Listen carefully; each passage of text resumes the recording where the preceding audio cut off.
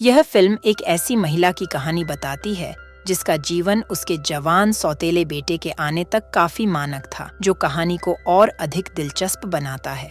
उसके सौतेले बेटे के साथ उसका रिश्ता घटिया हो जाता है और लिमिट को पार कर जाता है। जब उसका पति एक व्यावसायिक यात्रा पर जाता है तो उनका रिश्ता बदल जाता है और वे शुरू हो जाते हैं। हालांकि वह अपने डुग्गी पिटवाने में मदद करने और नए परिवार के साथ तालमेल बिठाने की पूरी कोशिश करती है। इस महिला को कुछ समय के लिए अपने पति से कुछ बातें गुप्त रखनी पड़ी, लेकिन जैसा कि अक्सर होता है, रहस्य बनाए रखना आम तौर पर एक विस्फोट में समाप्त होता है। जब वे होते हैं, आखिरकार खुलासा हो गया कि आगे क्या होता है। फिल्म के अंत तक रीकैप देखें ताकि आप इस फिल्म के रहस्य का पता लगा सकें। फिल्म की शुरुआत एक वकील एन से होती है जो एक क्लाइंट के साथ बातचीत कर रही है। सुनवाई के बाद वह अदालत में लड़की का बचाव करती है और उसे मीडिया से बाहर ले जाती है। काम खत्म करने के बाद स्पॉटलाइट वर्कआउट करने के लिए घर जाती है और उसकी बेटियों और उसके पति पियरे उसका स्वागत करते हैं। पियरे जिनेवा की यात्रा की प्लानिंग बना रहे हैं। उनका बेटा थियोडा एक टीचर के साथ संघर्ष के कारण पुलिस के पास गया और एनी अपनी बेटियों को घुड़सवारी सिखाने के लिए ले गई। फिर एनी उस सैलून में जाती है जहां उसकी बहन मीना काम करती है। वह मीना के साथ थियो की स्थिति पर बातें करती है। मीना का पति अपने बेटे लुका को काम पर लाता है और उसका और मीना के बीच एक उलझा हुआ रिश्ता है। लेकिन सैलून के दरवाजे पर उसके साथ झगड़ा होता है और वह अपने भतीजे को देखकर खुश होती है और उससे पूछती है उस खिलौने के बारे में जो उसके पिता ने उसे दिया था। एनी ने लुका को अपने साथ ले जाने की पेशकश की, लेकिन मीना ने घर लौटने से इनकार कर दिया। एनी ने थियो की चीजों को लिविंग रूम में रख दिया और उन्हें अपने कमरे में ले गई। थियो शॉवर से बाहर आता है और वह उससे चीजों को इधर उधर न फेंकने के लिए कहती है। घर में वह उसे एक अलमारी दिखाती है जहाँ वह अपना सारा सामान सेफ रख सकता है कि वह तेजी से बड़ा हो गया है। दोपहर के भोजन के दौरान थियो उनके साथ जुड़ जाता है और प्यार दिखाने के लिए किसी से उसके लिए कॉफी बनाने को कहता है।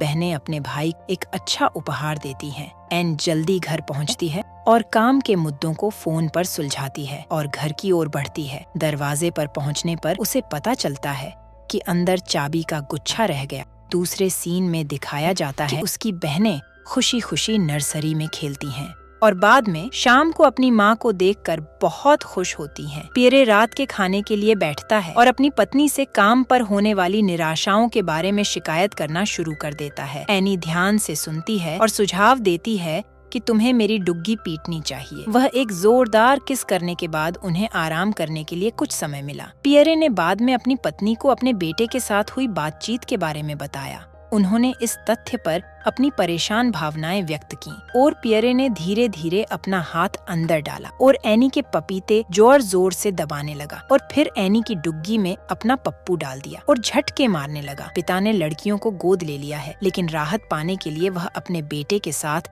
ज्यादा समय नहीं बिताते हैं। दूसरी ओर अब वह बड़ा हो गया है। सुबह थियो को अपने शयन कक्ष में धूम्रपान करते हुए पकड़ा जाता है, जिससे उसके पिता उसे उसके व्यवहार के लिए डांटते हैं, जिसके बाद उसके पिता रुक जाते हैं। अपनी बहन को लेने के लिए सैलून में जब महिलाएं एन के घर पहुंची तो वे यह देखकर चौंक गईं कि सब कुछ बिखरा हुआ था और डकैती हुई थी। और जब थियो घर लौटा तो उसका बैग कहीं नहीं मिला। एनी ने उसे कार्यस्थल पर उसके कमरे की जांच करने का ऑर्डर दिया। एनी वार्ता ग्राहक सारा और उसके पिता के लिए, जिस व्यक्ति को उसकी बेटी की कस्टडी दी गई थी, वह भावना के आवेश में एनी की मेज पर चाय का एक कप फेंक देता है, जिससे उसकी स्कर्ट गंदी हो जाती है। सारा उत्सुकता से देखती रहती है। एनी कपड़े धोने की मशीन में कपड़े फेंक देती है और थियो के पतलून को भी धोने का फैसला करती है। पतलून की जेब से वह चाबी का गुच्छा निकालती है जो उसे सड़क पर मिला था। वह जुर्माने पर चर्चा करने के लिए थियो के पास जाती है।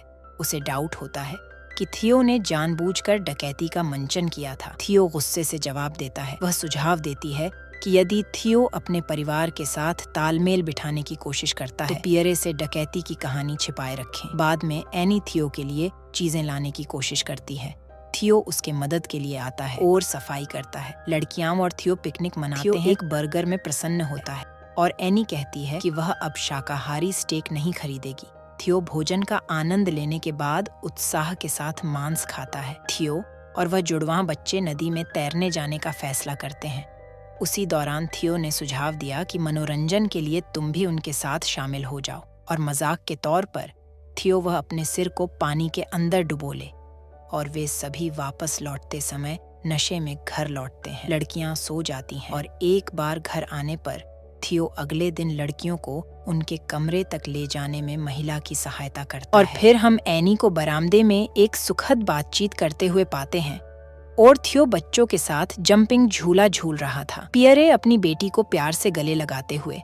जैसे ही दिन ढल गया और शाम हो गई, थियो अपने फोन में कार्टून देख रहा था। अचानक से उसकी सौतेली माँ उसके कमरे में आती है और थियो उस पल का फायदा उठाते हुए उसे साथ में कार्टून देखने के लिए आमंत्रित करता है। जैसे ही महिला शांत हो जाती है, उसके बगल में थियो अपनी स्टेप मॉम से कहता है कि तुम मुझे अपनी डुग्गी कब दोगी, मुझे तुम्हारी मारनी है।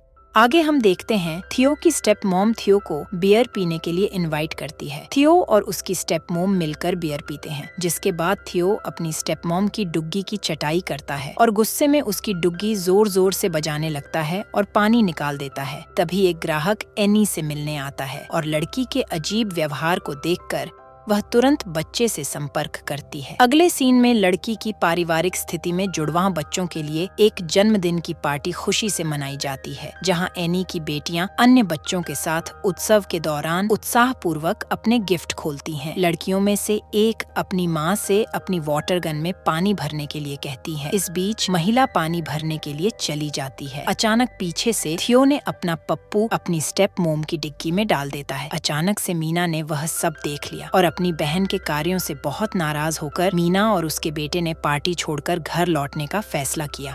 हालांकि बाद में पार्टी जारी रही। पियरे ने अपने बच्चों की खुशी की वीडियो बनाई जब उनकी बेटियां अपने जन्मदिन के केक पर मोमबत्तियां बुझा रही हैं। अगले दिन एनी बगीचे में थियो का बेसब्री से इंतजार कर रही और लड़के के साथ गंभीर चर्चा करना चाहती। हालांकि थियो महिला के मना करने पर नाराज हो जाता है। बगीचे से जाने से पहले उन्होंने उससे अपने अंदरूनी संबंध को गुप्त रखने का अनुरोध किया, जिसके बाद थियो ने साहसपूर्वक वादा किया कि महिला को उसके भविष्य से जलस फील होगी। एनी सुबह की सैर से आने के बाद नाश्ते के लिए पियरे के साथ शामिल हो जाती है। एनी थियो और पियरे को चिल्लेट में एक साथ समय बिताने की योजना पर चर्चा करते हुए सुनती है। बाद में उस शाम बेटी पूछती है कि उनके पिता और भाई छुट्टियों के दौरान क्या करेंगे। एनी उन्हें बताती हैं वह वहाँ पर शिकार करेंगे और बाद में लड़कियों को सोते समय एक कहानी सुनाई जाती है जब छोटी लड़कियां नींद में चली जाती हैं। एनी अपने पति को एक वॉइस मैसेज भेजकर बुलाने का फैसला करती है। बाद में महिला थियो के कमरे में घुस जाती है, जहाँ उसे एक टेप रिकॉर्डर और कई नोट्स मिलते हैं। एनी अपनी इज्जत की रक्षा करने के लिए उन सभी सबूतों को छिपाने का फैसला लेती है जो यह साबित कर सकते हैं कि उसके और थियो के बीच ठोस संबंध था। अगले दिन अपने पति की प्रतिक्रिया की कमी से चिंतित होकर वह लड़कियों को घुड़सवारी क्लब में ले जाती है, इस उम्मीद में कि वह खुद को उससे अलग कर ले। चिंता की बात यह है कि नायिका का फोन अचानक बज उठता है। जब एनी बिना धीमी गति के उसके पर्स में कुछ खोजती है, उसकी कार मुड़ जाती है और खाई में चली जाती है। बाद में वे टैक्सी में घर लौटते हैं और पाते हैं कि पियरे पहले ही घर आ चुका है। लड़कियां अपने बारे में चर्चा करती हैं जब परिवार खाना खाने के लिए बैठा। भोजन के दौरान पियरे ने बच्चों को एक चूहे के बारे में एक कहानी सुनाने का फैसला किया जो एक पाइप को चबाता है और इस कहानी को इस नैतिक शिक्षा के साथ समाप्त करता है कि हर चीज की मरम्मत करना असंभव है। जैसा कि वह कहता है वह देखता है। उसकी पत्नी कहानी में छिपे अर्थ को महसूस कर रही है। बच्चों को बिस्तर पर सुलाने के बाद पति पत्नी गंभीर बातचीत के लिए बैठते हैं। पियरे ने अपनी पत्नी को थियो से प्राप्त स्वीकारोक्ति का खुलासा करते हुए दावा किया कि थियो और एनी काफी करीब रूप से एक साथ अकेले समय बिता रहे हैं। थियो के आरोपों पर उसके पति को थियो द्वारा दिए गए दिलकश डिटेल के कारण उस पर विश्वास करना मुश्किल हो रहा है। एनी निराश और घिरी हुई है और बातचीत से भाग जाती है और सामान इकट्ठा करने के लिए बेडरूम की ओर जाती है। वह इस तथ्य से क्रोधित होती है कि पियरे थियो पर विश्वास करता है, तब भी वह उस पर शक कर रहा है। उसके पति पियरे को तुरंत अपनी गलती का एहसास हुआ।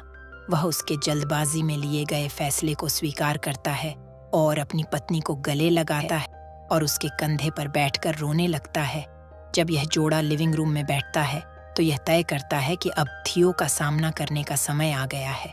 पियरे ने अपने बेटे से अपनी सौतेली माँ के खिलाफ धोखेबाज व्यवहार और बदनामी रोकने की इच्छा व्यक्त की है। वह युवक को सख्ती से याद दिलाती है कि उसे अधिक समझदारी से व्यवहार करना चाहिए जबकि पिता उस पर माफी मांगने के लिए दबाव डालता है। इस मांग से थियो क्रोधित हो जाता है। तीखी नोकझोंक के बाद पियरे अपने बेटे को बोर्डिंग स्कूल में ले जाने का फैसला करता है। अगले सीन में सारा एनी के घर पहुंचती है और वकील को फूल देती है और त्योहारी सीजन के दौरान एनी की सहायता के लिए अपनी गहरी खुशी जाहिर करती है। मीना, पियरे और बच्चे छुट्टी मनाते हैं। जब बहनें मेल मिलाप करती हैं तो माहौल हल्का हो जाता है और राहत मिलती है कि मीना ने माफ कर दिया है। रात खत्म होने के बाद शाम की खुशी तब भी जारी रही जब हर कोई उपहार खोलने के लिए इकट्ठा हुआ।